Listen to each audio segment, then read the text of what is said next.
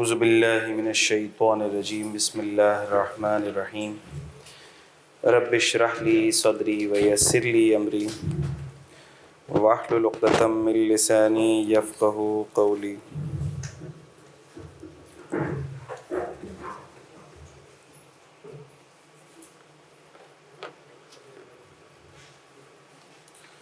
अच्छा बच्चों, हमने चैप्टर 1 का डिस्कशन अपना एंड कर लिया था तकरीबन, लेकिन एक दफ़ा हम पूरा चैप्टर थोड़ा सा ज़रा रिकैप कर लेते हैं, ठीक है? और उसके बाद इसके पास पेपर के क्वेश्चंस को भी देखते हैं। बिस्मिल्लाहिर्रहमानिर्रहीम। अच्छा, इस चैप्टर का आगाज़ हमने किया था टैक्स ईयर की डिस्कशन से। टैक्स ईयर की डिस्कशन हमने की और हमने देखा कि एज़ पर सेक्शन 74 तीन तरह के टैक्स ईयर्स हैं: normal tax year, special tax year, transitional tax year. Normal tax year कौन सा वाला? ये वो टैक्स ईयर है जो 1 जुलाई से शुरू होता है, 30 जून पर ख़त्म होता है, 12 महीनों का साल होता है। नॉर्मल इसलिए कहते हैं क्योंकि मैंने रीज़न बताया था कि ये हमारे इकोनॉमी के फिस्कल ईयर से कॉरिस्पॉन्ड करता है, इसलिए इसको नॉर्मल टैक्स ईयर कहा जाता है। ज़्यादातर लोगों का आम तौर पर नॉर्मल टैक्स ईयर होता है, ठीक है। अगर नॉर्मल टैक्स ईयर 2024 है तो उस पर फाइनेंस एक्ट कौन सा एप्लीकेबल होगा? 2023 वाला। मैंने बताया था जून 2023 में बजट आता है, अप्रूव होता है, फाइनेंस एक्ट बन जाता है, लॉ बन जाता है। 2023 के अंदर आया, 2023 में लॉ बन गया, एप्लीकेबल होगा आगे आने वाले साल के लिए, यानी टैक्स ईयर 2024 के लिए। स्पेशल टैक्स ईयर हर वो इनकम ईयर जो एंड हो रहा है अदर देन 30 जून। ये भी 12 महीनों का साल होता है, ये 30 जून पर ख़त्म नहीं होता, ये किसी और डेट पर ख़त्म होता है। मिसाल के तौर पर ऐसा हो सकता है कि 1 अक्टूबर से 30 सितंबर किसी का टैक्स ईयर हो, ठीक है, किसी पर्सन का टैक्स ईयर हो। तो हमने कहा ये कौन सा टैक्स ईयर है? क्या ये नॉर्मल टैक्स ईयर है? हमने कहा नहीं, ये नॉर्मल टैक्स ईयर नहीं है, ये स्पेशल टैक्स ईयर है। ठीक हो गई बात? Any income year of 12 month other than 30 जून वो स्पेशल टैक्स ईयर है। FBR स्पेसिफाई कर सकता है, FBR नोटिफाई कर सकता है for any class of tax payer कि अब उस पर नॉर्मल नहीं, स्पेशल टैक्स ईयर एप्लीकेबल होगा। सिंपल है बात। एग्जांपल्स हमने देख ली थी, sugar manufacturing companies, banks, insurance companies, और बैंक्स का 31 दिसंबर होता है special tax year. Special tax year को नाम कैसे दिया जाएगा? नाम दिया जाएगा स्पेशल टैक्स ईयर को ऐसे कि हम ये देखेंगे कि स्पेशल टैक्स ईयर का एंड किस नॉर्मल टैक्स ईयर के बैंड में फॉल करे, उसी की मुनासिबत से हम स्पेशल टैक्स ईयर का नाम दे देंगे। ऐसा ही था। और उसका शॉर्टकट मैंने ये बताया था कि ये देख लो कि स्पेशल टैक्स ईयर का एंड अगर जुलाई से दिसंबर में फॉल कर रहा है, so tax year will be calendar year +1।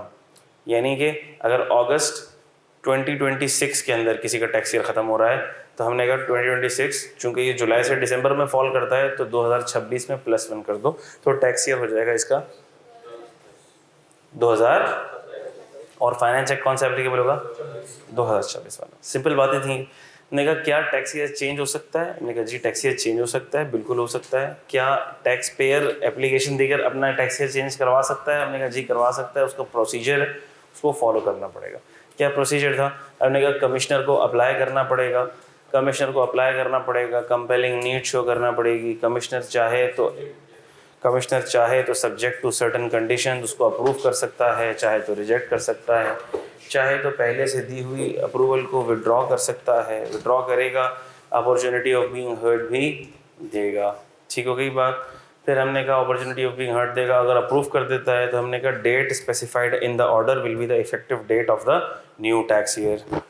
और हमने ये भी देखा था कि इन केस ऑफ डिससेटिस्फैक्शन या अग्रीव्ड टैक्स पेयर अगर है तो वह aggrieved tax payer review application file कर सकता है जो डिससेटिस्फाइड है द डिसीजन ऑफ कमिश्नर। लेकिन वो किसको एप्लीकेशन फाइल कर सकता है? To board. और मैंने बताया था बोर्ड का मतलब चेयरमैन FBR, और जिसका डिसीजन क्या होगा?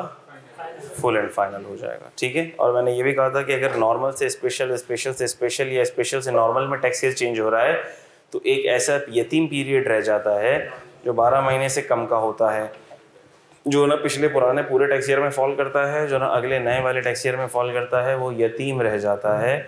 और वो पीरियड कहलाता है transitional tax year.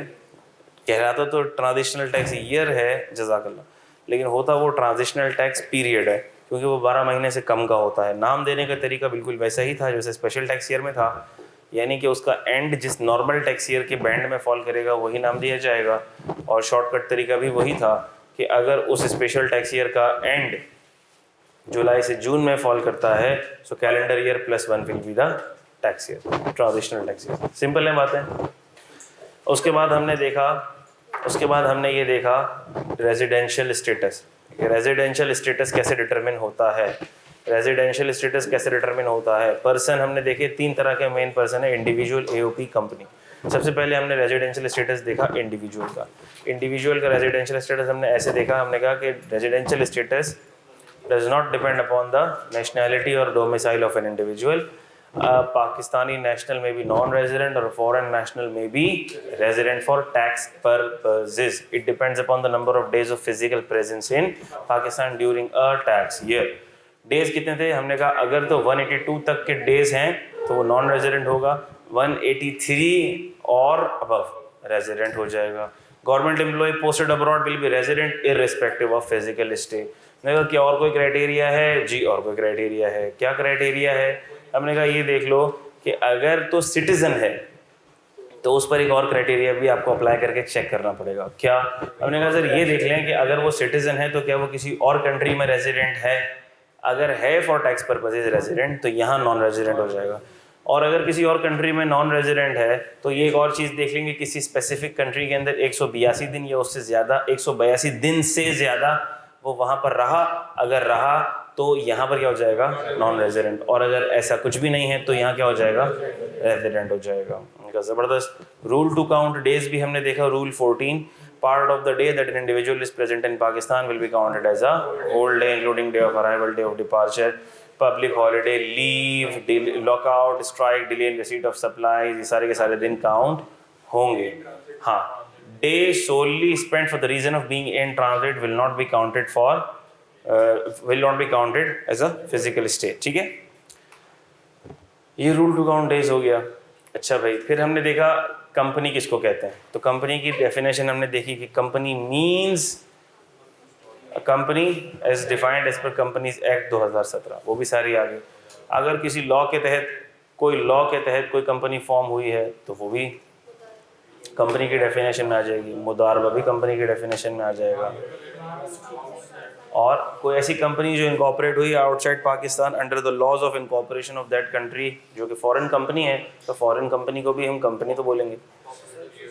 Cooperative society, finance society, any other society, और नॉन प्रॉफिट ऑर्गेनाइजेशन, और ट्रस्ट या ऐसी कोई भी एंटिटी जो इनकॉर्पोरेट हुई हो एज पर लॉ, और ऐसी कोई फॉरेन एसोसिएशन विच बाय जनरल और स्पेशल ऑर्डर एफबीआर बोल दे कि ये कंपनी है तो वो भी कंपनी हो जाएगी। प्रोविंशियल और लोकल गवर्नमेंट भी कंपनी है। डेफिनेशन याद हो गई है सबको।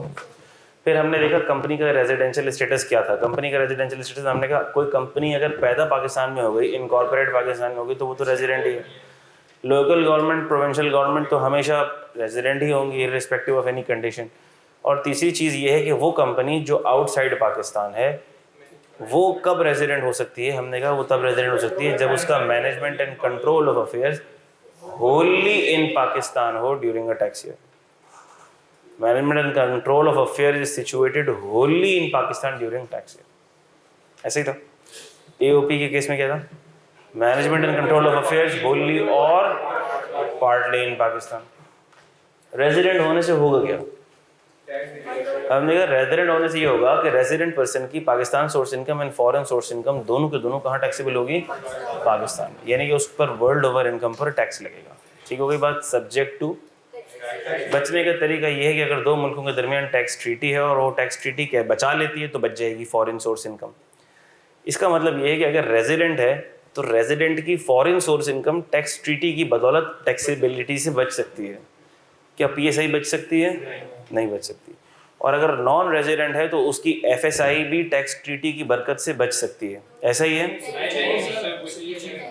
मैंने गलत कहा है।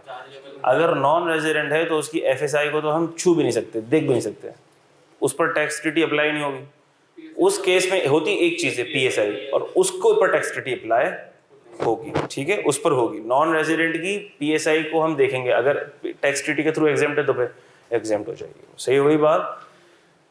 अच्छा भाई, फिर हमने देखे थे कुछ special cases of exemption of foreign source income. Special cases of exemption of foreign source income, यानी कि हमने कहा सर अब टैक्स ट्रीटी की बदौलत फॉरेन सोर्स इनकम नहीं बच पा रही है, कोई ऐसा कंट्री है जिसके साथ टैक्स ट्रीटी नहीं है और बंदा रेजिडेंट हो गया है, तो क्या अब आप उसकी फॉरेन सोर्स इनकम पर भी पाकिस्तान में टैक्स लेंगे? हमने कहा जी बिल्कुल लेंगे। टैक्स ट्रीटी भी नहीं है उसको बचाने के लिए, उसकी इनकम की टैक्सेशन को बचाने के लिए। सर क्या कोई और रास्ता है? हमने कहा हाँ कुछ रास्ते हैं।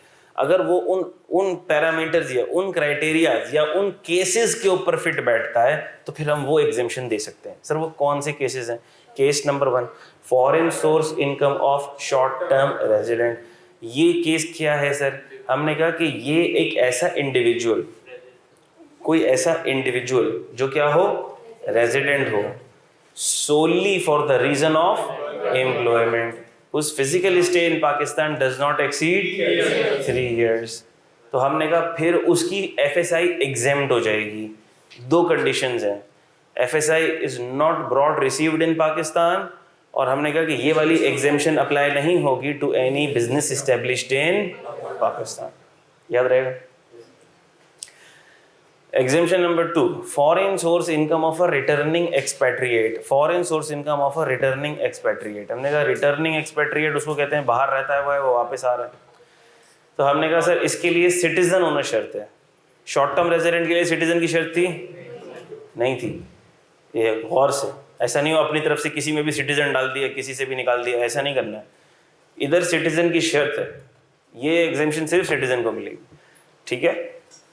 Individual citizen of Pakistan who is resident in the current tax year but was non-resident in 4 preceding tax years, but was non-resident in 4 preceding tax years। हमने कहा उसकी foreign source income will be exempt in the current tax year and in the following tax year।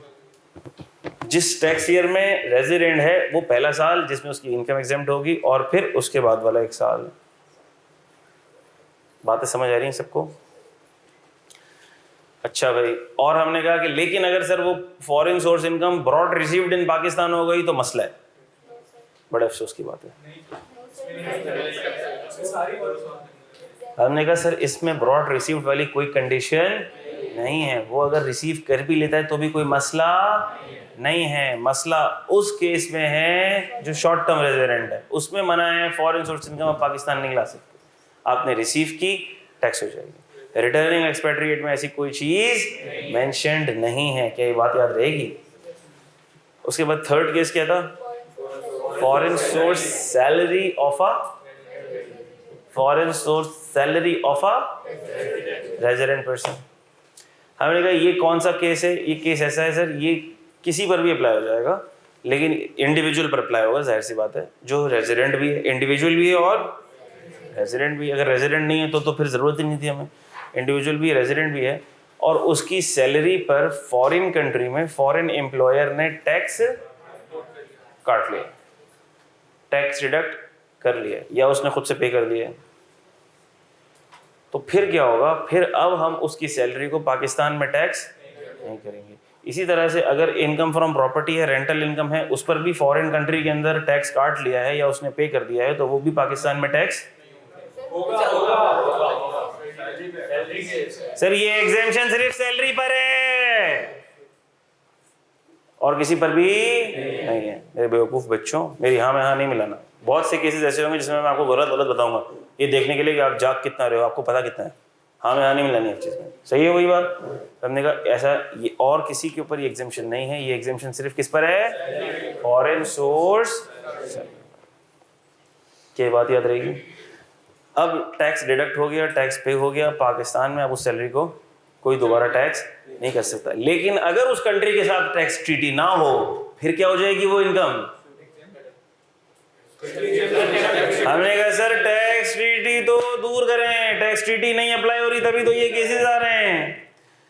Tax treaty हो के ना हो, foreign source salary पर tax cut गया, खत्म हुई कहानी। अब पाकिस्तान में दोबारा टैक्स नहीं होगी।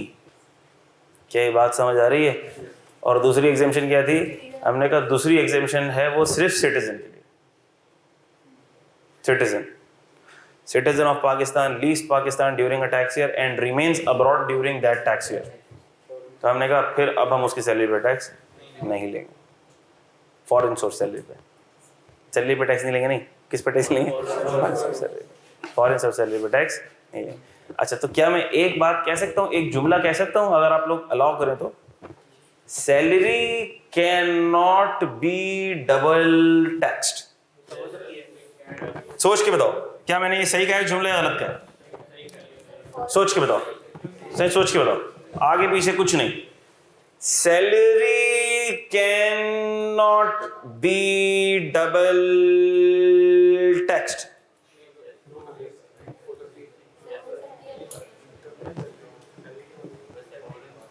मतलब मैं पाकिस्तान की पर्पज से बात कर रहा हूँ।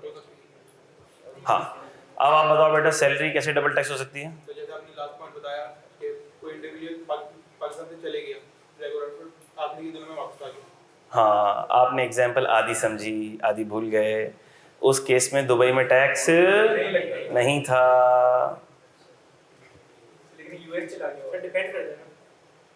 अच्छा, क्या डिपेंड करता है भाई? सर जैसे अगर हम बाहर किसी कंट्री में, जिस कंट्री से इनकम कमा के आ रहे हैं, वहाँ पे अगर टैक्स हो गई है, ठीक है, तो और हमारी उसके साथ टैक्स ट्रीटी नहीं है, तो हम लोग उस पे मतलब टैक्स लगा सकते हैं। अभी थोड़ी देर पहले वही तो बात हुई है कि फॉरेन सैलरी पर अगर फॉरेन कंट्री में टैक्स डिडक्ट हो गया, पे हो गया, तो उसके साथ टैक्स ट्रीटी की तो ज़रूरत ही नहीं है, वो तो पाकिस्तान में टैक्स हो ही नहीं सकती। तो क्या मेरा बताया हुआ जुमला ठीक है? मेरा बताया हुआ जुमला 100% ठीक है। Salary can not be double tax. और ये आप लोगों में से ही ऐसे बेवकूफ़ बच्चे होंगे जो एग्ज़ाम के अंदर सैलरी के ऊपर टैक्स क्रेडिट कैलकुलेट कर रहे होंगे।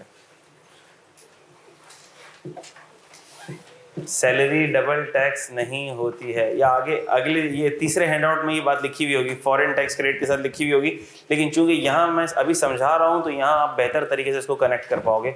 आगे जाते हैं, थोड़ा सा आगे जाते हैं तो पिछला भूल जाते हो आप लोग। मसला ही होता है आप लोगों के साथ, शॉर्ट टर्म मेमोरी लॉस वाला मसला ना आप लोगों के साथ। तो ये इधर कहीं लिख लो, salary can not be double taxed, ये जुमला इधर कहीं लिख लो। Salary can not be double taxed. और सर ये आखिरी पैराग्राफ मैंने जानबूझ के नहीं पढ़ाया है, ये थर्ड हैंडआउट में आएगा, ये मैं तब पढ़ा दूंगा, अभी छोड़ दो इसको। एक बात मैंने आपको और भी बताई थी कि अगर कोई इनकम ऐसी है जो डबल टैक्स हो रही है, यानी कि 2 दफ़ा थप्पड़ लग रहा है टैक्स पेयर को, तो फिर हम उसको एक बेनिफिट और एक रिलीफ भी देते हैं, जिसको क्या कहा जाता है? Tax, foreign tax credit. Tax credit देते हैं जिसको कहा जाता है फॉरेन टैक्स क्रेडिट। बेटा मेरी क्लास में कोशिश करके टाइम पर आया करो, क्योंकि आप लोग लेट आओगे, नुकसान इसमें सरासर आप लोगों का है, मेरा कोई नुकसान नहीं है।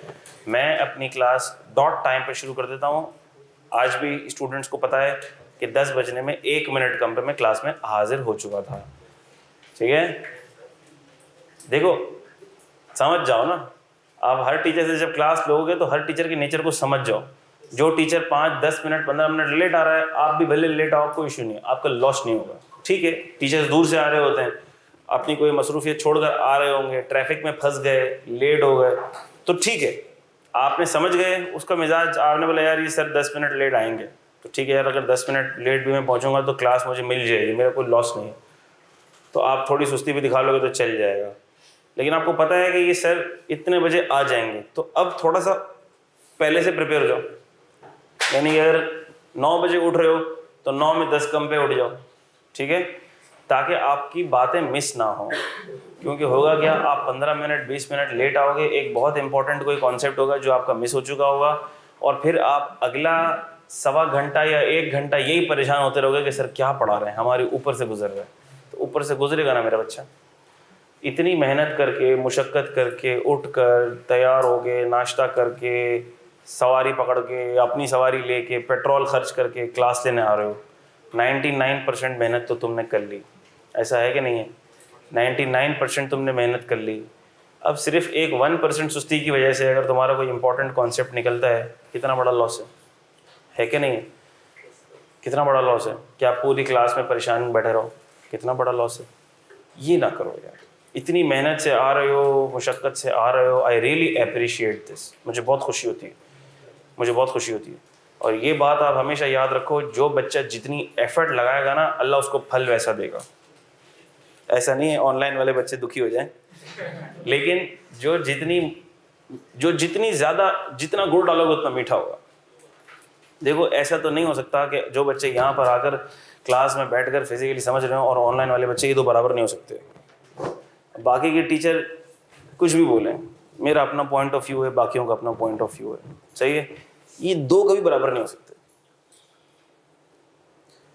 क्योंकि आप लोगों ने ना एक्स्ट्रा मेहनत कर ली, आप लोगों ने ना एक्स्ट्रा एफर्ट डाल लिए, आपने ना पढ़ाई को एक स्टेप ज़्यादा सीरियस ले लिया उनसे जो ऑनलाइन पढ़ रहे हैं। ऑनलाइन वाले भी सीरियस ले रहे होंगे, नो ऑफेंस, दिल छोटा ना करें, लेकिन हर तौर ये this is my opinion, this is my point of view, this is my point of view. और जो जिस चीज़ को हासिल करने के लिए जितनी कुर्बानी देता है ना, उस चीज़ की अहमियत उसके दिल में उतनी ज़्यादा बैठ जाती है। ये उसूल है, आप इससे मुंह नहीं मोड़ सकते।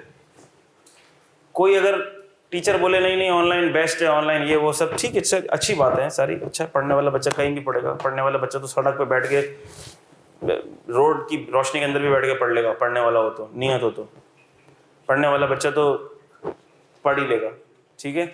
लेकिन मैं ये कह रहा हूँ कि आप जब इधर आए हो ना, इतनी मेहनत और मुशक्क़त से आपने एक स्टेप ज़्यादा कुर्बानी दे दी है, और ये कुर्बानी रहेगा नहीं जाएगी इंशाल्लाह।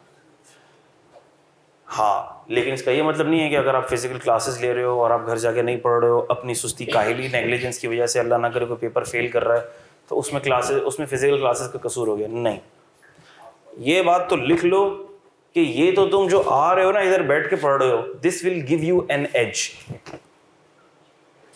This will give you an edge for sure, for sure, इसमें कोई दो राय नहीं, इसमें कोई दो राय नहीं। इधर आके जो टीचर के सामने बैठ के, जो टीचर को देख के पूरी एक्टिवनेस के साथ अपने आप को पूरा फुली फोकस और कंसंट्रेट करके ये लेक्चर लेगा, वो उसका कोई मुकाबला नहीं है, नहीं है मुकाबला उसका। बात समझ आ रही?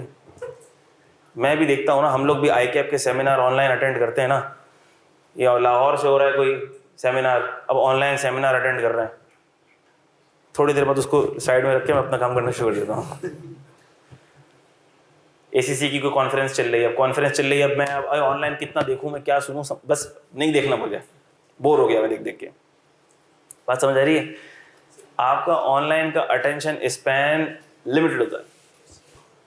फुल डे कॉन्फ्रेंस चल रही है ऑनलाइन, भाई ऑनलाइन फुल डे कॉन्फ्रेंस कोई कैसे लेगा यार, ठीक है पैसे दे दिए लेकिन लेगा नहीं वो, सुबह से शाम तक बोले जा रहे हैं, सामने वाला बंदा सो रहा है, हम नाश्ते भी कर रहे हैं, तफरियाँ भी कर रहे हैं, साथ में मैच भी चल रहा है, ठीक है ना, हम भी करते हैं ना, हमारे साथ भी होता है ना, हमें पता है। ICAP की ऑनलाइन वर्कशॉप्स चल रही हैं, वेबिनार चल रहे हैं, कॉन्फ्रेंस चल रही है, ACC पाकिस्तान की चल रही है, ठीक है भाई चल रही है हाँ, लेकिन जब वहाँ जाकर अटेंड करते हैं, आप खुद देख लो ना, आप खुद देख लो, ऑनलाइन की फीस होती है 500 रुपये, फिजिकल अटेंड करो उसकी फीस है 5000 रुपये, है कि नहीं है भाई? ऑक्सफोर्ड यूनिवर्सिटी से यहाँ बैठे बैठे तुम ग्रेजुएट कर लो ऑनलाइन कोर्स करा दे ऑक्सफोर्ड यूनिवर्सिटी,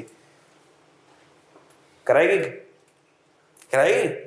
डिग्री देगी तुमको ऑक्सफोर्ड यूनिवर्सिटी। वो courses short courses online courses बोलती नहीं भाई, इधर आओगे, इधर आके कोर्स करो, उसी के तो करोड़ों रुपए हैं दाखिले के, ऑक्सफोर्ड यूनिवर्सिटी से थोड़ी देगी तुमको। क्यों बुला रही है भाई? दे देना सारे को, सबको ऑनलाइन ग्रेजुएट बना देना, फिर भाई कर दे अपने ऑनलाइन कोर्सेज सारे लाइव कर दे, सबको बना दे ग्रेजुएट। बोला जो पेपर दे पास हो ऑक्सफोर्ड का ग्रेजुएट है, होता है ऐसा? You have to go to university to attend classes. IBA में एडमिशन लो, हाँ सर वीकेंड बैचेस होते हैं IBA के अंदर भी, वीकेंड वो कौन सा एग्जीक्यूटिव MBA होता है, एग्जीक्यूटिव MBA में वीकेंड पे क्लासेस होती हैं, ठीक है। लेकिन ऐसा नहीं है कराची यूनिवर्सिटी से कोई MBA करे, IBA से करे, ज़ैबिश से करे, फास्ट, भाई कहीं से भी जाके आप डिग्री लो, so you have to go there and attend their classes यार। इधर से बैठ के तुम लम्स की डिग्री कर लो नहीं, मकसद पेपर देना नहीं है, सिर्फ पेपर दे लेना नहीं है, जो सब्जेक्ट तुम पढ़ रहे हो उसको जीना मकसद है। अच्छे से पढ़ना, उसको समझना, और इस तरह समझना that you have to utilize this knowledge in your practical life. Covid के बाद हुआ क्या सीन कि बहुत सी कंपनीज, मेरे तो रिलेटिव आए हुए थे यूएस से थोड़े टाइम पहले, तो हुआ ये था कि जब कोविड का सीजन चल रहा था ना, कोविड का सीजन बोल रहा हूँ, अल्लाह माफ़ करे, कोविड का जो पीरियड चल रहा था, तो पाकिस्तान में नहीं, बहुत सी कंट्रीज के अंदर work from home, work from home, work from home, work from home, work from home, सही है, चल रहा था।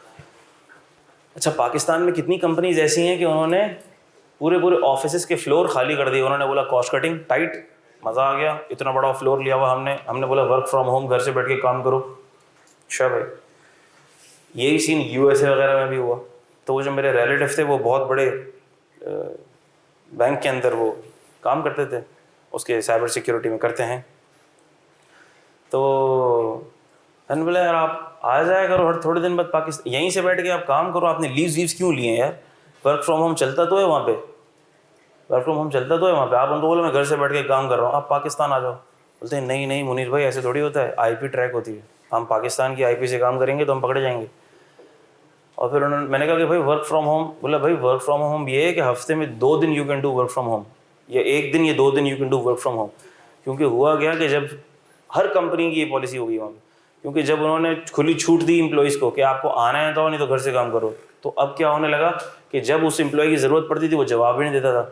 वो घर पे बैठा 3 जॉब्स कर रहा है, वो फ्रीलांसिंग करना शुरू कर दिया उसने साथ में दूसरी जॉब करना शुरू कर दी, वो यहाँ पे भी जॉब कर रहा है, दूसरी जगह भी जॉब कर रहा है। अब जिस कंपनी को ज़रूरत है उसको सैलरी दे रही है, उसको फ़ोन कर रहे, फ़ोन ही नहीं उठा रहा, वो जवाब ही नहीं दे रहा। Attention divert, focus divert, concentration divert, ख़त्म हो गया सारा। मतलब भाई फिर ये कंपलसरी कर दिया कि आपको आना 3 दिन आना ही है। कुछ होती हैं जॉब ऐसी, वो बोलती हैं ठीक है भाई वर्क फ्रॉम होम करो, हमें डिलीवरेबल से मतलब है। हर केस में ऐसा नहीं। पाकिस्तान में देख लो, जिधर जाओगे आपको ऑफिस जाना पड़ेगा, कर सकते हो ना वर्क फ्रॉम होम भी, भाई क्यों नहीं अलाउ कर रही कंपनियां? कोई तो बात है, कोई तो वजह है, ठीक है। और आप यकीन करो, मैं सोचूं ना अगर कभी वर्क फ्रॉम होम करता तो कैसे करता, मैं तो घर में बैठ के वर्क ही नहीं कर सकता, मैं तो घर में बैठ के वर्क ही नहीं कर सकता। वर्क फ्रॉम होम तो मैं डिक्शनरी में हो ही नहीं सकता। ऐसा नहीं है कि मैं काम नहीं कर सकता घर पे बैठ के, मैं घर पे बैठ के मैंने काम किए है, पढ़ाई भी करी है, लेकिन अब ऐसी बात है बच्चे छोटे हैं, तो अब मेरी खुशबू भी सूंघ लेंगे ना अगर मेरे बेटे, ओ भाई उसके बाद तो मैं कुछ कर ही नहीं सकता, कुछ भी नहीं कर सकता, मैं करने नहीं देंगे। अब बताओ ना, डिस्टर्बेंस, डिस्टॉर्शन, ये मैं अपने साथ बता रहा हूँ, मेरे साथ है, लेकिन हर किसी के साथ इसी तरह के डिस्टॉर्शन और डिस्टर्बेंसेस तो लगी हुई होती हैं ना। इल्ला ये कि कोई ऐसा हो बोले सर ठीक है हमारा सेपरेट रूम है, हम बैठे हुए हैं, वहाँ पर कोई डिस्टर्बेंस नहीं है, परिंदा पर नहीं मार सकता, चिड़िया की चूंचू भी नहीं आ सकती, गार्ड बिठाए हुए हैं, चिड़िया की चूंचू भी आए तो शूट कर दो भाई, चिड़िया ने कौवा काएं काएं करे, शूट मार दो भाई, तंग कैसे किया हमें, ठीक है बात। तो आप लोग बहुत कुर्बानी दे के, आप लोग बहुत ज़्यादा एफर्ट करके, बहुत ज़्यादा मेहनत करके आ रहे हो, क्लास लेने आ रहे हो, and I really appreciate this. थोड़ी सी कुर्बानी ज़्यादा देनी पड़ेगी।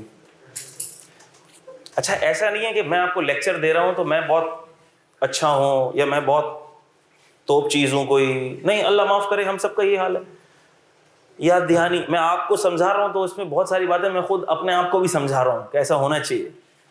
अब मैं छोटी सी मिसाल दूँ, फजर की नमाज के अंदर अल्लाह माफ़ करे रोज़ 1 रकात निकल जाएगी, अल्लाह माफ़ करे 1 रकात निकल जाएगी। क्यों निकल रही है मेरी 1 रकात? मुझे पता होना चाहिए ना कि अगर मेरी 1 रकात निकल रही है किसी भी वजह से, तो मैं अगर 5-10 मिनट और जल्दी उठ जाऊं या कुछ सुस्ती और भगा लूं तो मैं ये दोनों रकात हासिल कर सकता हूं ना। तो ये आपको जो मैं कह रहा हूं बेसिकली ये मैं खुद को भी समझा रहा हूं। ऐसा नहीं है कि मैं कोई बहुत कामिल हूं, अल्लाह माफ़ करे, हम में से कोई कामिल नहीं है।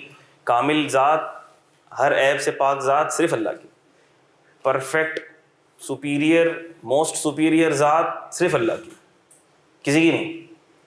तो हमें we have to strive at every step, we have to try to make ourself perfect, but no one can be perfect. हाँ, तो इसका ये मतलब हो सकता है कि ठीक है आप टाइम पर नहीं आ रहे, 10 बजे नहीं आ रहे, 10:01 पे आ गए, 2 मिनट पे आ गए, परफेक्ट नहीं हो, लेकिन कोशिश करो टाइम पे पहुंचने की। अब कोशिश करोगे तो शुरू में 5 मिनट 15 मिनट जो लेट आ रहे हैं वो 5 मिनट लेट पे पहुंच जाएंगे, फिर आहिस्ता आहिस्ता उनको लगेगा यार 5 मिनट लेट भी क्यों आ रहे हैं हम, यार हमें सर के आने से पहले आ जाना चाहिए, फिर वो थोड़ा सा और अपनी टाइमिंग को बेहतर करेंगे। सही है। और मैं यही कहता हूँ हमेशा अपने बच्चों को, मैं आपको ये कहता हूँ, देखो अभी तो वॉलंटरी है ना, शुक्रिया बेटा, जज़ाकल्लाह। जब तुम जॉब्स पे जाओगे ना, जॉब्स के ऊपर तुम 9 बजे की टाइमिंग है, 9:16 हो गए ना, लेट लग गई तुम्हारी, 9:16 लेट, 3 लेट पर 1 दिन की डिडक्शन, 3 लेट पर 1 दिन की डिडक्शन। सैलरी समझो 2 लाख रुपए तुम्हारी, 2 लाख सैलरी है, डिवाइड बाई 30 क्यों भाई, 8 दिन तो निकालो ना वीकेंड के, मिसाल ले रहा हूं मैं। हाँ 30 दिन, लेकिन तुम वीकेंड्स तो निकाल दो ना उसके अंदर। तुम यूं समझो कि ये तुम्हें 20 दिन की सैलरी, 22 दिन की सैलरी मिल रही है, कितने हुए पर डे? 9,000 कर लो, 9,000। तुम 3 दिन 1-1 मिनट लेट आओगे, तुम्हारे 9,000 कट जाएंगे। तुम 3 दिन 1-1 मिनट लेट आओगे ना, तुम्हारे 9,000 रुपये कट जाएंगे। फिर मैं बताता हूँ, हमने तो जाहिर सी बात है जॉब भी की है, तो मैं तुम्हें अपने एक्सपीरियंस से बताता हूँ, जो लोग फिर पहुँचते हैं ना, गिरते पड़ते, कितने लोग तो बाइक से गिर जाते हैं, एक्सीडेंट हो जाते हैं, कोई ठोक ठाक के आ रहे होते हैं, बाइक ऐसे चलाते होते हैं जैसे पता नहीं हवाई जहाज के ऊपर आ रहे हैं, लग रहा है गिर रहा है, और फिर गेट के ऊपर ही बाइक छोड़ के सबसे पहले थंब लगाने के लिए जाएंगे, भाई तू हट, मैं आया था पहले, ये वो चल रहा है, सारा सीन चल रहा है। भाई यकीन करो आप, क्योंकि पैसे कट जाए, 3 लेट पे 1 छुट्टी कट जाएगी, ऐसे ही भाई ऐसा। और बिल्कुल 9:13 से लेकर 9:16 तक, ये 3 मिनट का जो गैप, ये 3 मिनट का जो स्पैन होता था ना, इस 3 मिनट के स्पैन के ऊपर टाइम मशीन पर इतना रश होता था जो इससे पहले किसी भी उस पर नहीं होता था। और ये फैक्ट है, आप किसी भी जगह चले जाओ यही फैक्ट है। क्यों? वहां पर डंडा है, वहां पर सख्ती है। सर 3 दिन लेट हो गए तो 9,000 रुपये कट जाएंगे, आपको नहीं पता। वहां पर चूंकि इसको मॉनेटरी टर्म्स में ट्रांसलेट कर दिया तो आपको समझ आ गई, लेकिन यहाँ पर भी आप जो लेट आ रहे हो उससे जो आपके कॉन्सेप्ट मिस होंगे, उसको जब आप मॉनेटरी टर्म्स में ट्रांसलेट करोगे तो ये बहुत सारा बन जाएगा। समझ रहे हो? ये मॉनेटरी टर्म्स इस तरह नहीं, फीस कितनी, नहीं सर, ये कॉन्सेप्ट मिस हो गया। प्रोफेशनल लाइफ में, प्रैक्टिकल लाइफ में, मेरी प्रिपरेशन में, मेरे कॉन्सेप्ट में मुझे कितना डिस्टर्ब करेगा, उसकी एक अपॉर्चुनिटी कॉस्ट है। ठीक है, तो रिक्वेस्ट है मेरी, आप लोगों से रिक्वेस्ट कर सकता हूँ मैं आप लोगों को, बाकी तो हर बंदा अपना भला बुरा खुद जानता है, बार बार तो नहीं, लेकिन एक लेक्चर में ज़रूर देता हूँ टाइम मैनेजमेंट पर, जो आज हो गया कोटा पूरा, बार बार इस पर बात नहीं होगी, लेकिन रिक्वेस्ट मेरी ये है कि कम से कम मेरी क्लास में टाइम पर आ जाओ। मुश्किल है, अल्लाह के फजल से ये मुश्किल ही होगा कि मैं लेट हो जाऊँ, मुश्किल होगा। ऐसा नहीं हो सकता कि मैं बोलूँगा नहीं मैं तो कभी लेट नहीं हो सकता, मुश्किल है कि मैं लेट हो जाऊँ। 5 में से 1 दिन लेट हो गया, अब वो कौन से दिन होंगे ये भी आपको नहीं पता, तो आपको तो डेली टाइम पे आना पड़ेगा। समझ आ रही है बात? क्या ये बातें समझ आ रही हैं? इंशाअल्लाह ताला सब लोग हाथ रेस कर लें। सर हम इंशाअल्लाह अब वादा कर रहे हैं कि अब हम सर इंशाअल्लाह आप देखें 10 में 5 कम पर हम इंशाअल्लाह हाजिर होंगे। यार ये आप लोगों की मोहब्बत में मैंने 10 बजे तक का टाइम कर दिया। If I look 3-4 batches back, मेरी क्लास 9 बजे शुरू होती थी।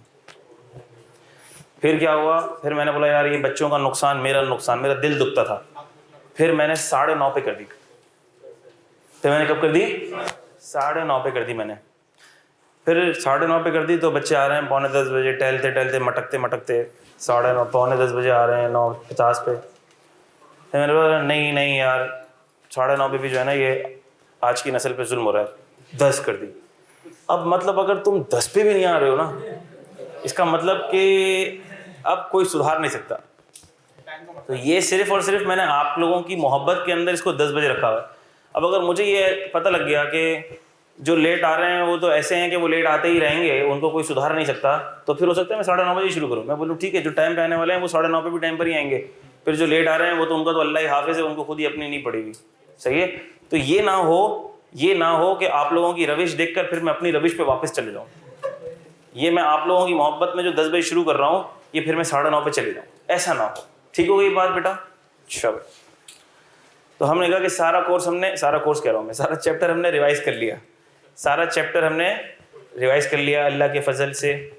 तो क्या आप लोगों में से कोई ऐसा बच्चा है जिसको कोई प्रॉब्लम हो रहा हो, इसके अंदर कोई कॉन्सेप्ट ना समझ आया हो, आप चाहते हो कि मैं रिपीट करूं? कुछ क्लियर है? सब क्लियर है? पास्ट पेपर्स की प्रैक्टिस शुरू करें।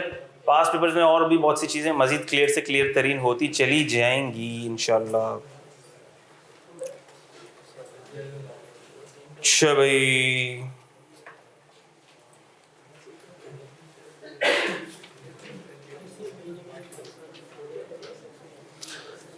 ऑटम 22 का सवाल देखें। ऑटम 22 का, बातें नहीं।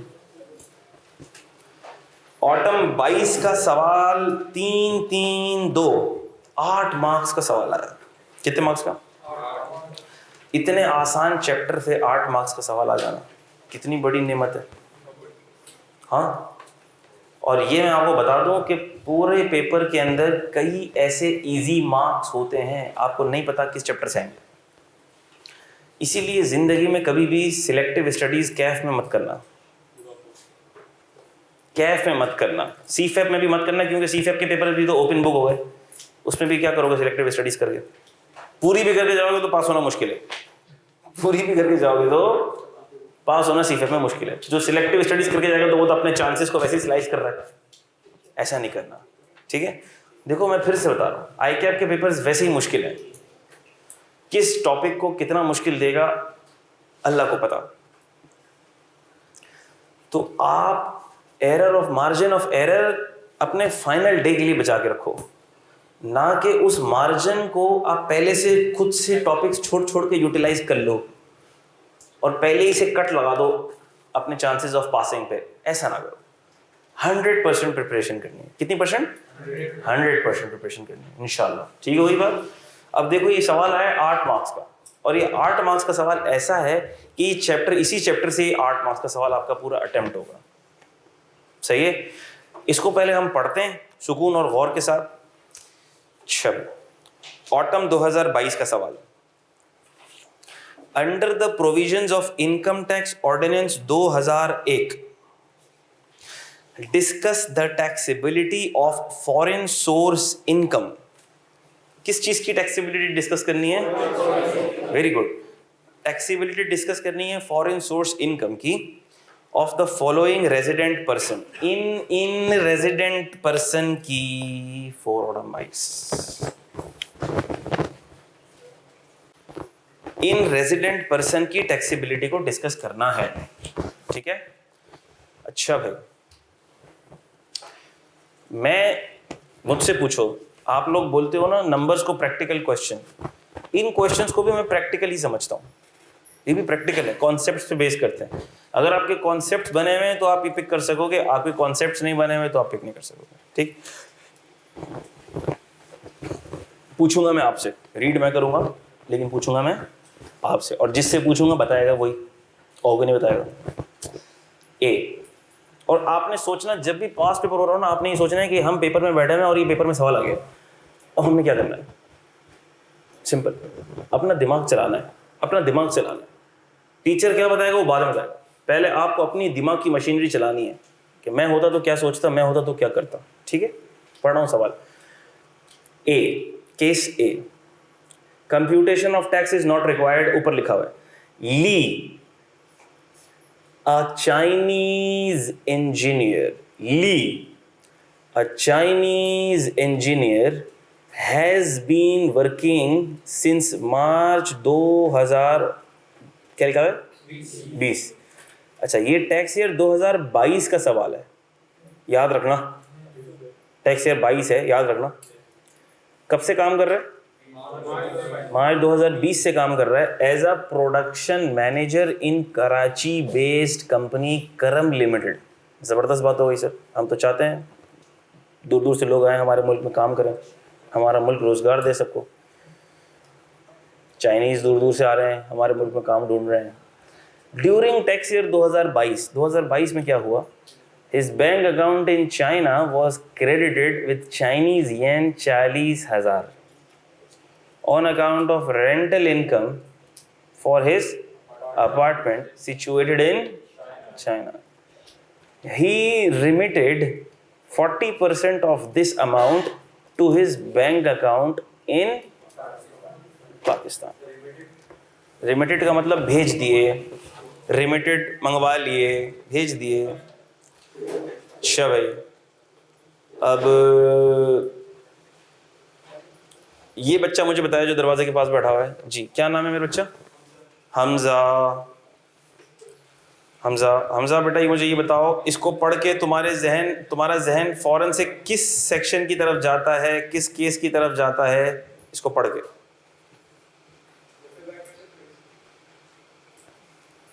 अभी तो रिवाइज कराया पूरा, देख लो, अभी तो रिवाइज कराया मेरा बच्चा। ऐसे थोड़ी चलेगा, अभी तो तुमने पढ़ा ही कितना जो तुम भूल रहे हो। Short term FSI of short term resident की तरफ जाना चाहिए आपका दिमाग। क्या ये बात सही कह रहा है हमजा? Very good sir. जैसे ही ये केस पढ़ेंगे एग्जामिनर लिख के नहीं देगा हमें कि ये शॉर्ट टर्म रेजिडेंट है, एग्जामिनर लिख कर नहीं देगा, लेकिन the case of the question, the situation, जो इसमें ट्रिगर्स दिए हुए होंगे आपको, इंडिकेशंस दी हुई होंगी आपको, वो आपको सेक्शन तक पहुंचाएंगे। चाइनीज़ इंजीनियर बाहर से आया हुआ है, कब से काम कर रहा है देखो, मार्च 2020 से। चल कौन सा रहा है? Tax year 2022। इसका मतलब उसको 3 साल भी नहीं हुए हैं, 3 साल के अंदर अंदर ही है इसका फिजिकल स्टे। अच्छा भाई, और एज अ प्रोडक्शन मैनेजर, और आया भी किसके लिए है? Reason for employment, reason for being employed. ठीक है, तो हमने कहा सर ये तो सारी खुसूसियात पाई जा रही हैं शॉर्ट टर्म रेजिडेंट वाली, तो हमने कहा सर ये तो ली को तो हम बोलेंगे he is a short term resident. अच्छा, ली अगर शॉर्ट टर्म रेजिडेंट है तो होगा क्या? बेटा बातें नहीं होंगी। ली शॉर्ट टर्म रेजिडेंट है तो होगा क्या? हमने कहा एफएसआई क्या हो जाएगी उसकी? एग्जेम्प्ट हो जाएगी। लेकिन not abroad received in Pakistan, तो इसकी एफएसआई कितनी दी हुई है सवाल में? 40,000 चाइनीज़ येन। 40,000 चाइनीज़ येन में से उसने क्या पूरे चाइना में रखे हैं कि कुछ मंगा लिए? कुछ मंगवा लिए हैं। कितने? 40% उसने मंगवा लिए हैं, तो कितने टैक्स हो जाएंगे भाई? हमने कहा सर ये 16,000, 40,000 इंटू 40% जो उसने पाकिस्तान में ब्रॉड रिसीव्ड कर लिए हैं वो टैक्सेबल हो जाएंगे। ठीक हो गई बात? वो पाकिस्तान में टैक्स हो जाएंगे। और अगर उस पर चाइना में भी टैक्स लग गया है और टैक्स ट्रीटी नहीं है, तो ऐसी बात है, अभी तो टैक्स ट्रीटी जब लिखा हुआ नहीं है तो हम यही समझेंगे नहीं है, तो हम कहेंगे वो टैक्स हो जाएंगे। और अगर वो डबल टैक्स हो रहे हैं तो उस पर फिर एक टैक्स क्रेडिट बाद में मिल जाएगा। क्या बात सबको समझ आ गई है? कॉन्सेप्ट समझ आ गया है इसका? इसको हम लिखेंगे, ड्राफ्ट करेंगे, लेकिन पहले हम तीनों केसेस डिस्कस कर लें, फिर एक साथ ड्राफ्ट कर लें। बी किसी और से पूछूंगा, सब अलर्ट रहें। Umar a Pakistani national. आप में से कोई उमर है? नहीं है उमर? अभी इसका जवाब तुम दोगे फिर, ठीक है। Umar a Pakistani national came into Pakistan on 1 सितंबर 2021। पाकिस्तान कब आया? 1 सितंबर 2021। After 20 years of service in UAE। तो ये वाली चीज़ें जो इंपॉर्टेंट हुआ करें उसको अंडरलाइन जरूर किया करो। कब पाकिस्तान आया इसको अंडरलाइन करो। 20 years कहाँ रहकर आया? UAE में रहकर आया, इसको अंडरलाइन करो, ये इंपॉर्टेंट इंफॉर्मेशन है।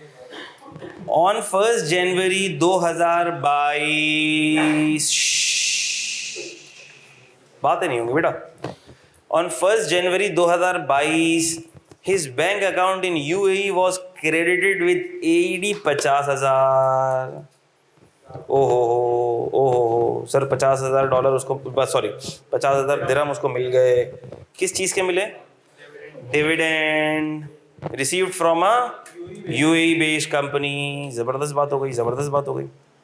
ही remitted 50% of this amount to his bank account in Pakistan. Umar, अब इसमें सारी बातें तुमको बतानी है एक एक करके कि इसको पढ़कर सबसे पहले तुम्हारा जहन किस सेक्शन की तरफ जाता है। उमर ये है, इसका नाम है सिर्फ, ठीक है? किस सेक्शन की तरफ जाता है तुम्हारा दिमाग? रिटर्निंग एक्सपेक्टेड वाला जो सेक्शन 51 है। सेक्शन 51 ऐसे मैं इसलिए सेक्शन का जिक्र इसलिए कर रहा हूँ, किसी को याद रहे तो अच्छा रह जाए भाई। सेक्शन 51 की तरफ जाता है, returning expatriate, foreign source income of returning expatriate, ठीक है? तो जरा अब मुझे ये बताओ कि किस टैक्स ईयर की बात हो रही है? टैक्स ईयर 2000, सवाल किस टैक्स ईयर का है? 2022 का। तो सबसे पहले तो मुझे ये बता दो कि ये 2022 में रेजिडेंट है कि नॉन रेजिडेंट है? उमर जिसका नाम है वही बताएगा। टैक्स ईयर 2022 में उमर रेजिडेंट है या नॉन रेजिडेंट है? नहीं है रेजिडेंट। उसने बोला रेजिडेंट ही नहीं है, मैं आगे का जवाब ही नहीं दूंगा, बस। रेजिडेंट है कि नहीं है मेरा बच्चा? कैसे नहीं है मेरा बच्चा, कैसे नहीं है? 1 सितंबर 2021 को पाकिस्तान आ गया है। 1 सितंबर 2021 को पाकिस्तान आ गया है। पाकिस्तान कब आया? तो टैक्स ईयर 2022 में रेजिडेंट होगा नॉन रेजिडेंट होगा? अभी तक यार हम यहाँ अगर फंसे हुए कि रेजिडेंट है या नॉन रेजिडेंट है तो पिटाई हो जाएगी तुम लोगों की। सबको ये बात क्लियर है? तुमको क्लियर है? ये मिस्टर उमर टैक्स ईयर 2022 में रेजिडेंट है या नॉन रेजिडेंट है? हमने कहा सर टैक्स ईयर ये है, टैक्स ईयर 2022। देख लो भाई, जो 1 जुलाई 21 से शुरू होगा 30 जून 22 पे ख़त्म होगा, और ये जुलाई इधर कहीं आ गया, 1 सितंबर 21 को आ गया, तो भाई ये जो डेज हैं ये ग्रेटर देन 182 डेज हो गए भाई। जब तुम लोग पहले ही बात पहले स्टेप पर ही गलत बता दोगे कि रेजिडेंट है या नॉन रेजिडेंट है, तो आगे का तो फिर सवाल ही गलत हो गया ना। तो हमने कहा ये जो उमर है ये क्या है? रेजिडेंट है, और ये साथ में सिटीजन भी है, सिटीजन भी है, सिटीजन भी है, बता दिया हमें, पाकिस्तानी नेशनल भी है। केम into Pakistan after 20 year of service. हाँ, अब क्या करें उमर, आगे बताओ। रेजिडेंट है और यूएई से इसने कमाया है डिविडेंड, टैक्स लगा दें?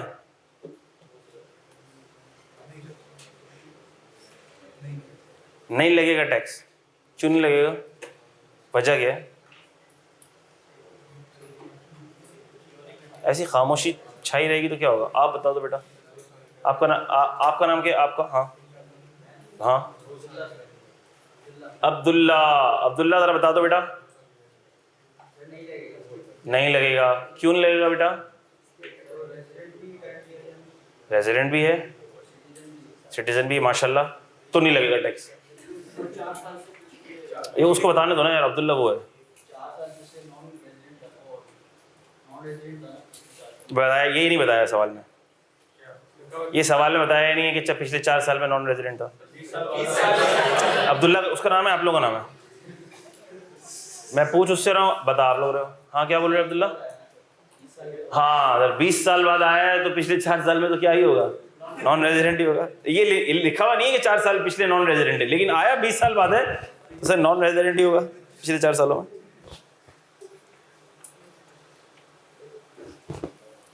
जबरदस्त हो गई बात। हमने कहा अब क्या करें, फिर क्या करें, इसके डिविडेंड का क्या करें जो इसको रिसीव हुआ है? डिविडेंड का क्या करें? ओ भाई, इस डिविडेंड को क्या करें जो रिसीव हुआ है? कहाँ हो? 50,000 रुपए की जो इनकम रिसीव हुई है, डिविडेंड इनकम रिसीव हुई है 50,000 की, क्या करें इसका?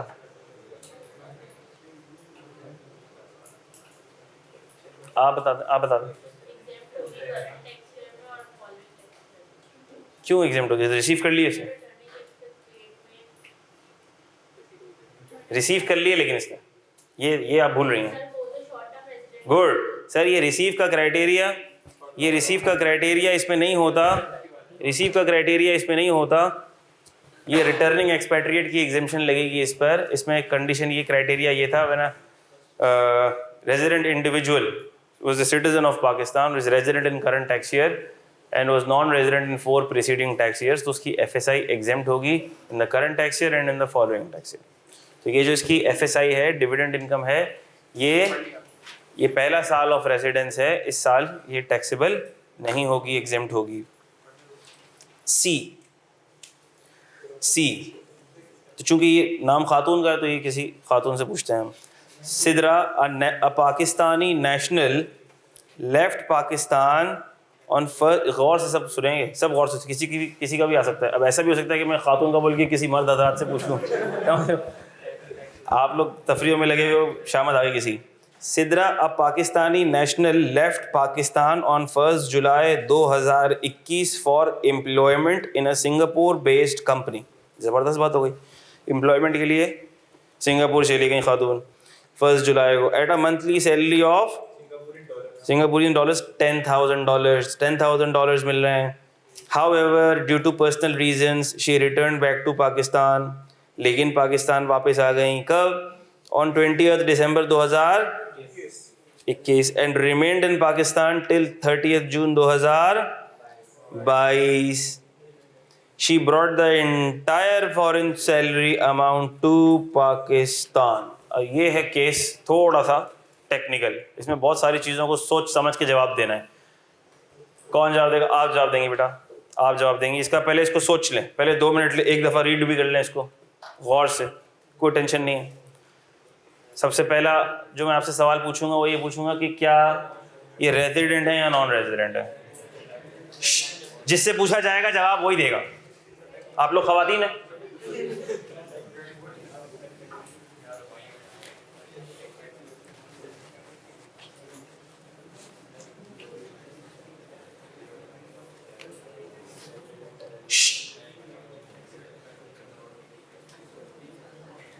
बोलो भाई। जी बेटा,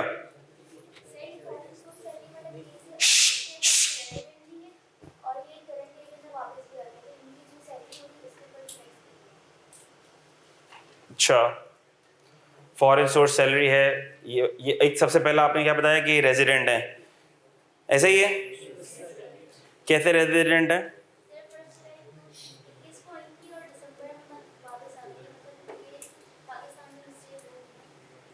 पाकिस्तानी स्टे कितने दिन का हुआ, कब से कब तक हुआ बेटा?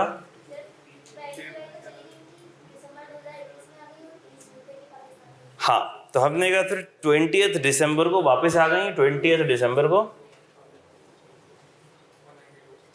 20 दिसंबर 21 को ये वापस आ गई, और 20 दिसंबर से जब हम ये डेज काउंट करेंगे तो ये ग्रेटर देन 182 डेज बन जाएंगे, इसलिए ये खातून क्या बन जाएंगी? रेजिडेंट बन गई। पहली बात, step by step please, resident कैसे बन गई पता लग गया। अब कौन सा केस फिट हो रहा है ये देखना है, और है भी सिटीजन पाकिस्तानी नेशनल है, ये भी याद रखा जाए। अच्छा भाई, मसला किस चीज़ का है? मसला इस चीज़ का है कि इनको सिंगापुर बेस्ड कंपनी से मंथली कितने पैसे मिल रहे थे? $10,000। मसला उसका है, फॉरेन सोर्स इनकम की टैक्सेबिलिटी पूछी है, पाकिस्तान वाली तो पूछी नहीं है। पाकिस्तान वाली तो पाकिस्तान में टैक्सेबल होगी। अब इस फॉरेन सोर्स सैलरी को क्या हम यहाँ टैक्स करें या ना करें? तो आपने कह दिया इसको हम टैक्स करें, ठीक है। मसला ये है कि इतना आसान जवाब नहीं देना था हमने इसका।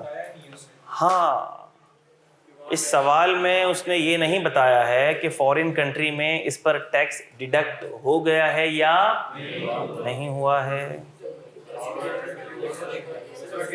तो अब हम क्या बोलेंगे? अब हम पूरी बात करेंगे। अब हम बताएंगे कि अगर इस फॉरेन सोर्स सैलरी पर फॉरेन कंट्री में एम्प्लॉयर ने या टैक्स डिडक्ट कर लिया है या टैक्स पे हो गया है, तो अब ये जो फॉरेन सोर्स सैलरी है ये दोबारा से पाकिस्तान में टैक्स नहीं होगी। क्या ये बात समझ आ रही है? और अगर ऐसा नहीं है तो फिर ये पाकिस्तान में टैक्स हो जाएगी सब्जेक्ट टू टैक्स ट्रीटी। क्या ये बात समझ आ रही है आपको? और तो कोई बात नहीं इसके अंदर। She returned back to Pakistan and remained in Pakistan. She brought the entire foreign salary amount to Pakistan. और ये पाकिस्तान में ये जो entire foreign salary पाकिस्तान में आ रही है, इसकी कोई implication है? इसकी कोई implication है? नहीं, इसकी कोई implication नहीं है। हमने कहा अगर सैलरी पाकिस्तान में आ भी जाए तो कोई मसला नहीं। अगर फॉरेन कंट्री में टैक्स कट गया है तो फॉरेन सैलरी को पाकिस्तान में ले भी आती हैं तो उससे कोई टैक्सेशन में चेंज नहीं आएगा। ब्रॉड रिसीव्ड वाला मसला सिर्फ किधर खड़ा होगा? शॉर्ट टर्म रेजिडेंट में खड़ा होगा। क्या अंडरस्टैंडिंग पर्सपेक्टिव से ये तीनों केसेस आपको क्लियर हो गए? क्लियर हो चुके हैं ये? इसको हम ज़रा ड्राफ्ट कर लें ताकि आपको ये पता लग जाए इसको ड्राफ्ट कैसे किया जाता है। उसके बाद फिर ड्राफ्टिंग तो बाकी आपको आ ही जाएगी। एक हम कर लेंगे तो बाकी मैं आपसे कराऊंगा फिर। सही हो गई बात? क्योंकि यही केसेस बार बार रिपीट हो रहे होंगे। शॉर्ट टर्म रेजिडेंट का ये एक सवाल हमने कर लिया, ऐसे शॉर्ट टर्म रेजिडेंट के 5 और होंगे, तो एक हम बोर्ड पे कर लेंगे, बाकी के 4 कौन करेगा? इसी तरह रिटर्निंग एक्सपेट्रिएट का एक हमने कर लिया, हैंड आउट में 7 और होंगे, तो एक हम बोर्ड पे कर लेंगे, तो बाकी के 6 कौन करेगा? और वो सारे रिटर्निंग एक्सपेट्रिएट वाले ही हैं। किधर अब्दुल्ला होगा, किधर अहमद होगा, किधर सिद्रा होगा, किधर फायजा, यही होगा भाई। डेटें चेंज हो रही होंगी, केस रिटर्निंग एक्सपेट्रिएट का लग रहा होगा। आप उसको बोले सर आपने तो ये सवाल नहीं कराया, हैंड आउट के अंदर 25 सवाल थे, आपने कराए सिर्फ 3, ये ज्यादती हो गई। मैंने कहा हाँ ज्यादती हो गई, लेकिन ये आपने अपने साथ ज्यादती करी है कि अगर आपने बाकी के अटेम्प्ट नहीं किए तो। ठीक हो गई बात? सिमिलर सॉर्ट ऑफ क्वेश्चन जिसमें सब चीज़ें सेम है, लॉ भी सेम लग रहा है, तरीका भी सेम है, नाम चेंज है, उसको मैं बार बार बोर्ड पे करा के क्या उखाड़ लूँगा भाई? ये तो आपने खुद प्रैक्टिस करनी है ड्राफ्टिंग की, मैंने थोड़ी करनी है। मैंने तो एक करा दूंगा आपको। इसी तरह income tax individual practical questions hand out में 20 आ रहे हैं, मैं तो आपको 5-6 करा दूंगा, 7 करा दूंगा, बाकी के 13-14 किसको करना है? अब वो करना। अब एक ही चीज़ में बार बार कराऊँ, एक ही चीज़ में बार बार कराऊँ तो कोर्स भी तो खत्म करना भाई, और आपने अपना हाथ भी तो चलाना है फिर। ठीक वही बात जी।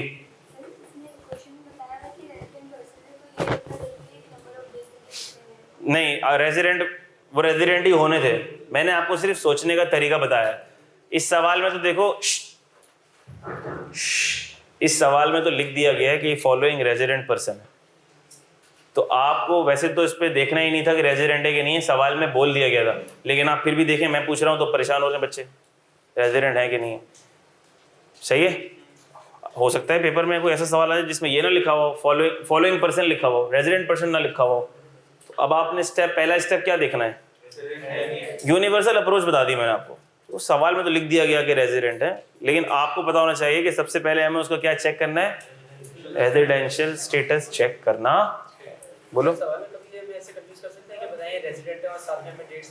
हाँ अभी आएंगे ना बहुत सारे सवाल, कैसे कंफ्यूज कर सकते हैं सब पता लग जाएगा तुमको, टेंशन नहीं लो, तुम ही करोगे सारे। अच्छा, तो हम सबसे पहले केस नंबर ए को देखें।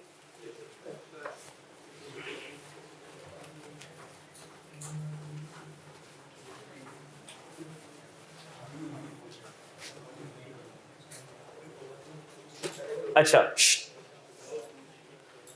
दोनों तरीके से हमें सवाल, 2 तरीके से हमें सवाल को सॉल्व कर सकते हैं। सुनना जरा।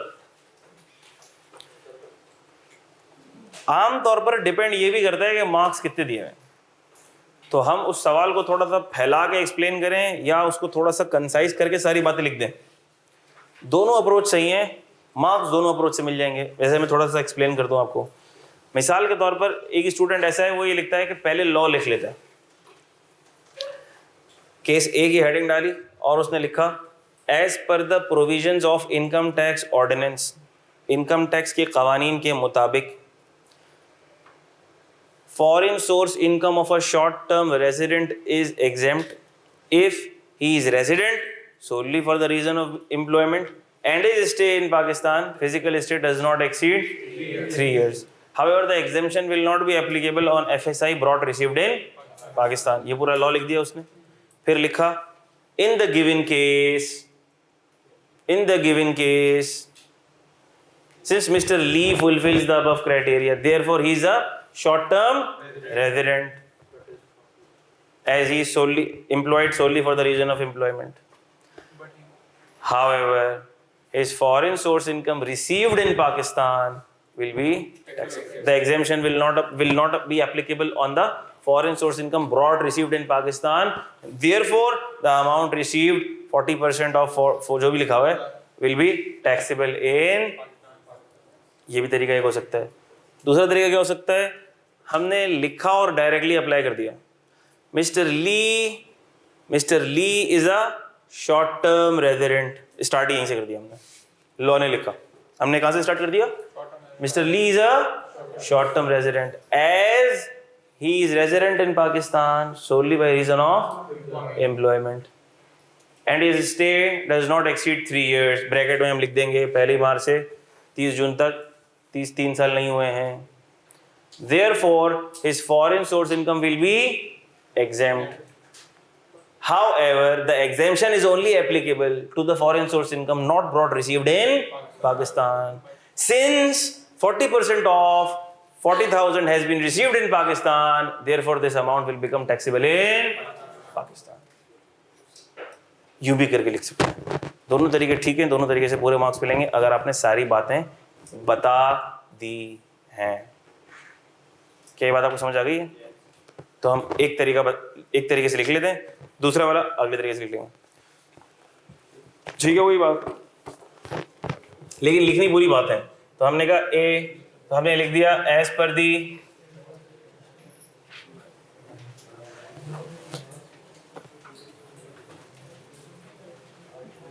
relevant provisions of Income Tax Ordinance 2001, foreign source income of short-term resident is exempt if he is ... और ये पूरा लॉ आपने लिख दिया. कहाँ तक? This section shall not apply on business established in Pakistan, any foreign source income brought received in Pakistan by the person being an individual.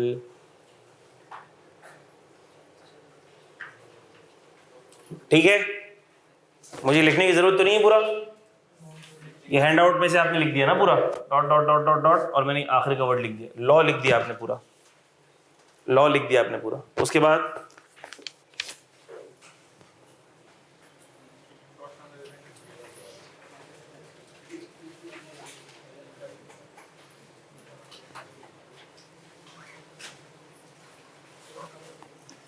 Mr. Lee fulfills the criteria of a short-term resident as he is resident solely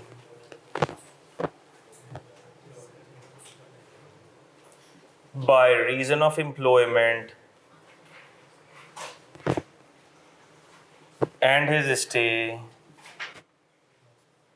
does not exceed 3 years, that is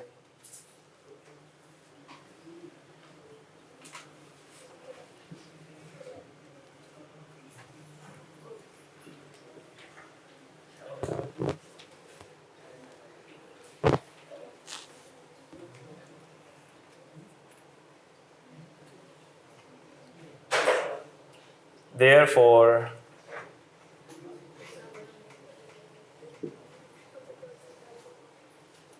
foreign source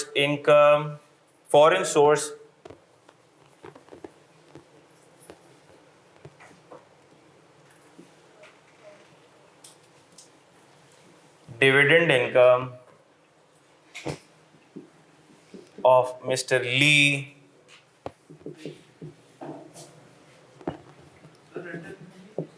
इसमें rental कहाँ है भाई?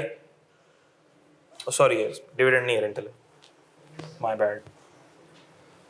Dividend दूसरे वाले में तो मैंने और तो वही डिविडेंड नहीं लिखा मेरे बच्चों, रेंटल है।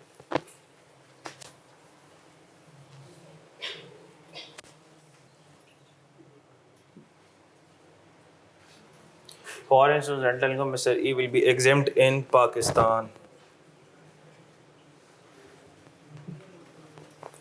However,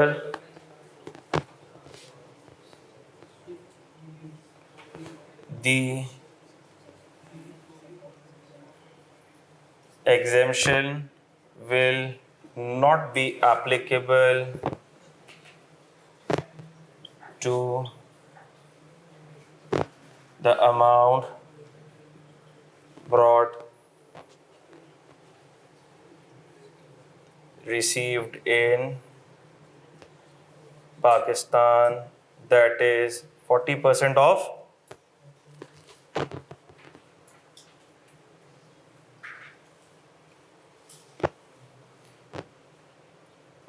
which will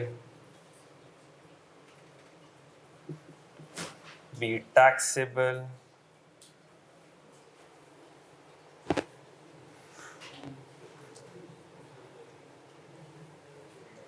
कौन सा साल है भाई? 22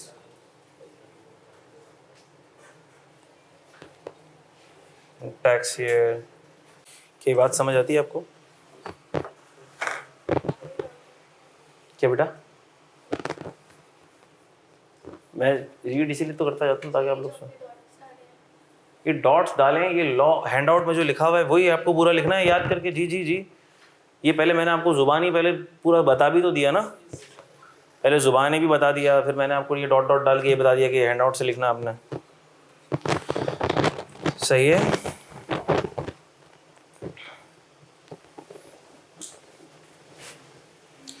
मैं आपको मज़े की बात बताऊं, मज़े की बात तो नहीं, अफसोस की बात है। ये लिखवाने के बाद भी जब मैं बच्चों को कहता हूँ कि आपने घर पे ये सवालात अटेम्प्ट करके लाने और मुझे दिखाने, तो आप यकीन नहीं करेंगे इतना बुरा और घटिया लिख कर लाते हैं बच्चे, मुझे नहीं पता क्या और कैसे, लेकिन सोच है आपकी। लिखने के बावजूद, दिखाने के बावजूद, और मैं उनको कहता हूँ कि बेटा ये ज़रा आपने जो लिखा है और अब आप ये देखो जो मैंने लिखवाया है, क्या ये मैच मेल खा रहा है? नहीं सर ये तो हमने नहीं लिखा है सर। पर ये जो मैंने लिखवाया था, क्यों लिखवाया था कि पहले आप इसको ज़रा देख लो, समझ लो, उसके बाद उसी तरह का लिखने की कोशिश करो। थोड़ा बहुत आगे पीछे ऊपर नीचे हो जाएगा, 19-20 हो जाएगा, लेकिन मोटी बातें तो सारी लिखनी है ना आपने, कि नहीं लिखनी है? ठीक है। और ये किस कंपनी में काम करता था? करम लिमिटेड। सही है, रीजन ऑफ एम्प्लॉयमेंट इन करम लिमिटेड, इधर ये भी लिख दो, इन इंफॉर्मेशन। आप आंसर के अंदर जितना अच्छा बेहतर स्पेसिफाई करो उतना अच्छा।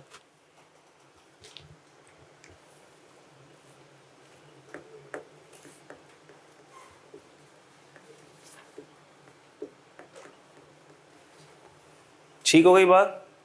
अगला देखें। एक ये तरीका है, दूसरा तरीके से हम दूसरा वाला सवाल सॉल्व करते हैं, डायरेक्ट अप्लाई कर देते हैं, लिखते हुए ही अप्लाई कर देंगे। ऐसे भी कर सकते हैं, लॉ लिख के आपने फिर बाद में अप्लाई कर दिया। अब ये देखो इसके अंदर थोड़ी सी रेपिटेशन होती है, इसमें थोड़ी सी रेपिटेशन होती है कि आपने लॉ लिखा, लॉ में भी क्राइटेरिया है, फिर हम इसके अंदर भी क्राइटेरिया को लिंक कर रहे हैं, तो थोड़ा सा ये लंबा हो जाता है ये वाला आंसर। हाँ, अब अगर उसको कंसाइज करना है, कंसाइज भी करना है, क्राइटेरिया भी बताना है, अप्लाई भी करना है, तो वो कैसे, वो अगले में देख लेते हैं।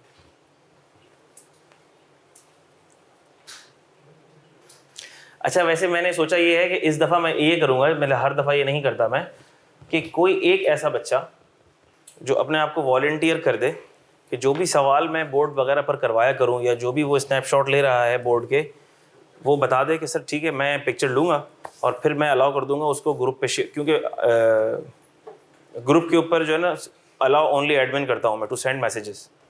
ये तो अभी एक जेनरिक ग्रुप चल रहा है व्हाट्सएप का, लेकिन जो फाइनल रजिस्टर्ड स्टूडेंट्स वाला ग्रुप होगा उसके अंदर only admins are allowed to send messages. तो फिर मैं उस एक बच्चे को अलाउ कर दूंगा कि वो मैसेजेस सेंड कर सके, वो स्नैपशॉट शेयर कर सके, तो आप मुझे बता देना कौन होगा वो बच्चा जिसके पास iPhone 16 हो। iPhone 16 है तेरे पास? अबे आया भी नहीं अभी तो। अब वो 14 Pro यही करेगा भाई, यही करेगा। लेकिन भाई उसके लिए हर क्लास में आना शर्त है, पता है आपको, और टाइम पे आना शर्त है। ये बात ये पहले बताना था ना सर आपको। देखें आप, ये आपको पहले बताना था आपको। ये कीमती बातें आप बाद में बता रहे हैं, ये मुझे कैसे पता होगा? ठीक है, फिर इसका मतलब तुमने ये वादा कर लिया कि अब तुम हर क्लास में आओगे और टाइम पे आओगे। ज़बरदस्त, ये तो बहुत अच्छा हो गया। ये जिम्मेदारी तो मुझे हर महीने चेंज करनी चाहिए। ये तो नहीं, ये तो नन्हे मुन्ने चुन्ने चुन्ने से सवाल आते हैं, जब वो बड़े बड़े सवाल होंगे वो वाले हैं। ये तो तुम लोग कॉपी करो, तस्वीर लेना चाहो तो ले सकते हो, लेकिन अच्छा है कि अपने हाथ से कॉपी करो। आपको कैसा लगे कि मैं ये ना लिखूं और आपको व्हाट्सएप ग्रुप में भेज दूं, ये रहा आंसर, पिछले बैच की तस्वीर, कैसा लगेगा? अच्छा नहीं लगेगा। तो जब मैं इतनी मेहनत से लिख रहा हूं तो आपको लिखना चाहिए ना। ओ भाई 11:15 हो गए, टाइम कितनी जल्दी पास हो जाता है यार।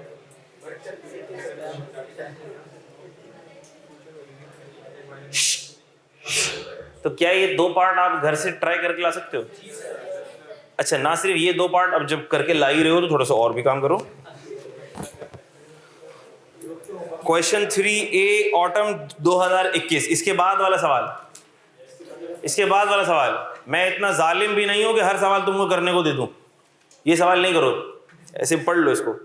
State the provisions relating to each of the following, change of tax year from special to normal. इतने मुश्किल सवाल मैं तुमको नहीं दूंगा घर पे करने के लिए। क्वेश्चन नंबर 4B, ये क्वेश्चन ही नहीं है, तो मैंने जबरदस्ती का बनाया है, इसको छोड़ दो। ये तो जब तुम पूरा प्रैक्टिकल क्वेश्चन करोगे उसी के साथ ही आ जाएगा। ऑटम 2019 वाला करोगे, 3A ऑटम 2019, 3A ऑटम 19, ये होमवर्क लिख लो, इसमें होमवर्क लिख लो। Respond to the following independent scenarios under the provisions of income tax ordinance. ये तो 2 मार्क का सवाल है यार। समर 19 करना था, इसको छोड़ दो, काट दो इसको। इसके बाद वाला समर 19, क्वेश्चन 2B, ये समर 19 वाला करोगे, और उसके बाद ये वाला क्वेश्चन 2AB ऑटम 17, ये 2 सवाल होमवर्क है। सही है, इसका मतलब 3 हो गए। एक तो ये वाला हो गया ऑटम 22 वाला, इसको कंप्लीट करोगे, जो कि मैं कल आके कराऊंगा कंप्लीट। सही है, B और C एक दफा लिखवा दूंगा ना, ताकि मेरी तरफ से हुज्जत तमाम हो जाए। क्वेश्चन ये ऑटम 2022 वाला करोगे, समर 19 वाला करोगे, और ऑटम 17 वाला करोगे, बस, ज्यादा नहीं। इसको पूरे को तीनों को करने में आधा घंटे से ज्यादा नहीं लगेगा। तो क्या तुम लोग आधा घंटा इस कीमती सब्जेक्ट को दे सकते हो? हार्डली हाफ एन आवर, आधे घंटे से ज्यादा नहीं लगेगा। आधे घंटे से ज्यादा लग रहा हो, टाइम देख के छोड़ देना, बोलना नहीं सर ने ऐसे झूठ बोला था, मजाक किया था, अब नहीं कर रहा मैं, यूं करना तुम। सही है, आधे घंटे से ज्यादा लगे, ठीक हो गई बात? बस, थैंक यू, अल्लाह हाफिज।